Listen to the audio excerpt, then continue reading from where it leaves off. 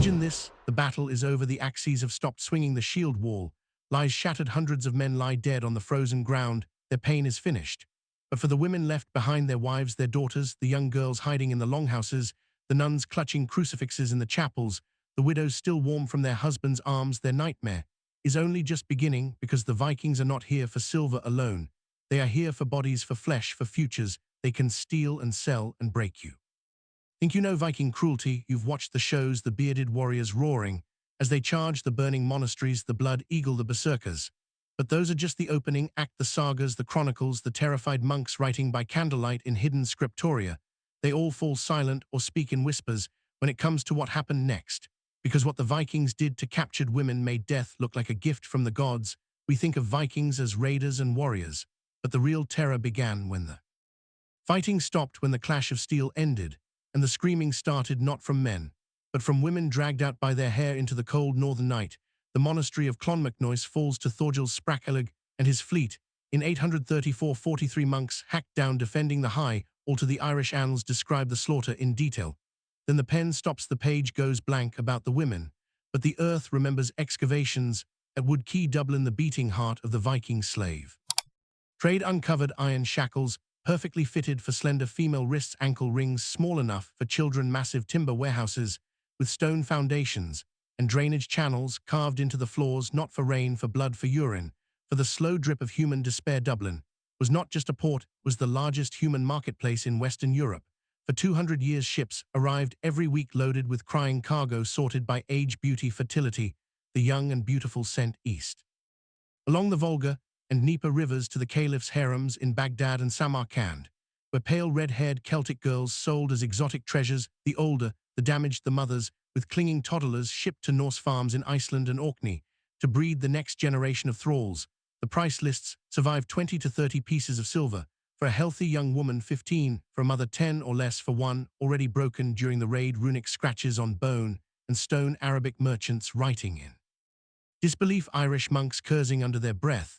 They all record the same cold arithmetic, yet being sold across the sea was sometimes the kindest fate, because many were kept closer to home, claimed on the spot. The Old Norse law was brutally simple. A warrior who killed a man owned everything that man owned, including his wife, his daughters, his sisters. The word was Kona, owned woman property that still bleeds and screams. The Gragar's law codes from Iceland spell it out in black and white. The captor had to declare ownership publicly in front of at least 3 witnesses within 3 days, or another warrior could challenge him, for her women were fought over like cattle. And once claimed, the forced marriage was legal in the eyes of gods and men. Any child born of that violence was legitimate heir to nothing but chains. And when a chieftain died, his favorite thralls, his horses, his swords, his women were expected to follow him into the grave. Ahmad ibn Fadlan, the Arab traveler who lived among the Rus Vikings Volga in 922, watched it happen. He wrote every horrifying detail. A slave girl chosen for her beauty, drugged with henbane and nabi until she could barely stand, passed from man to man.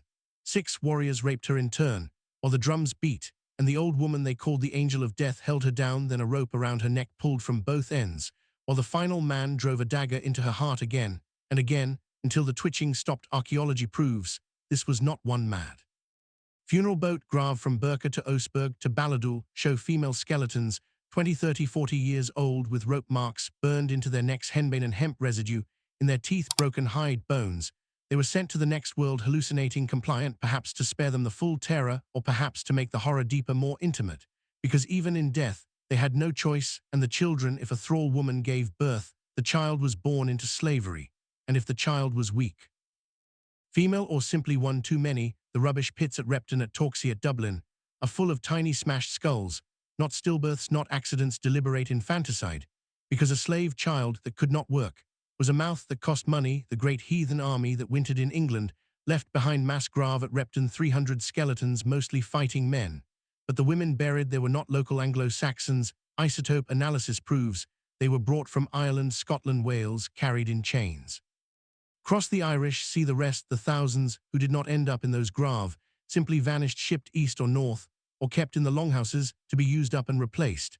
And when a woman dared to fight back, when she picked up a knife or bit or scratched or tried to burn the hall down at night, the punishment was engineered to terrify every other captive. The law codes call it grid punishment: pits, stone-lined holes, 6 feet deep, 3 feet wide, too narrow, to lie flat too shallow to stand upright legs. Broken with hammers, so she could not climb, arms shattered, so she could not even kill herself slowly, she died over days, sometimes weeks of thirst, exposure, infection, madness, while the other women were forced to walk past and look to watch her, beg to hear her scream until her name erased, her story turned into a lesson: never resist. And yet some did resist. There was a woman known only as Gunhild, recorded in Frankish chronicles around 923. She had been a captive once. She escaped, she gathered other broken women and freed men, and for 7 long years she hunted Vikings across the Seine Valley, surprise attacks at dawn, burning longships in the river, castrating the slavers they caught, and leaving them to bleed out slowly. The chronicles say she destroyed 12 camps, freed hundreds, then vanished. But the burn layers in the soil along the river date exactly to those years. Someone was making them pay, someone who knew every weak point, every fear, every scream they had inflicted.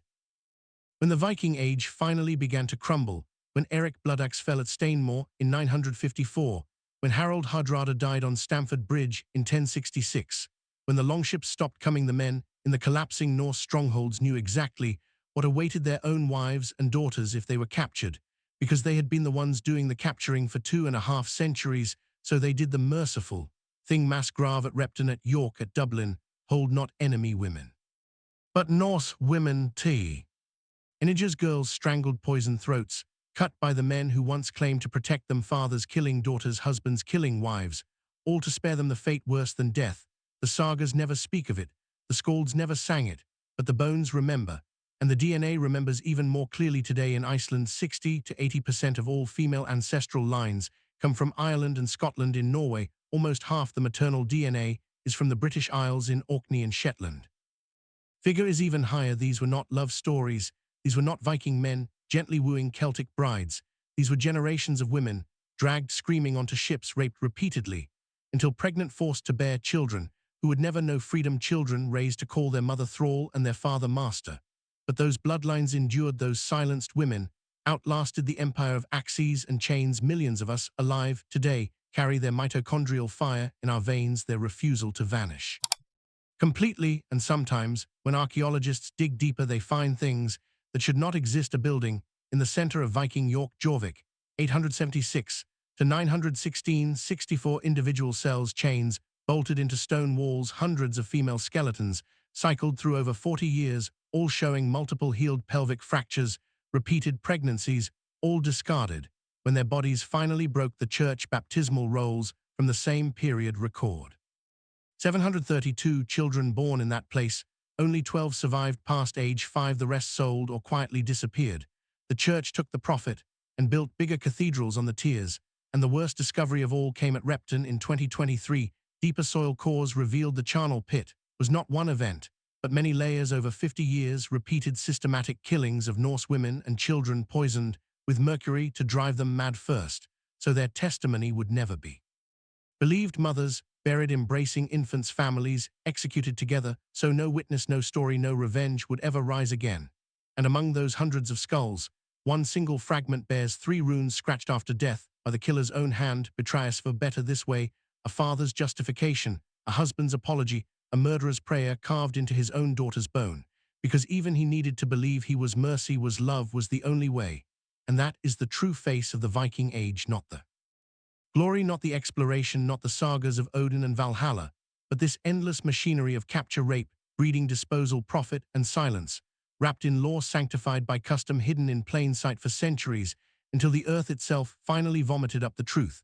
So if this river of words has shaken you, has made your blood boil, has made you want to scream into the void, then like this video right now, share it with every person who still romanticizes horned helmets and dragon ships.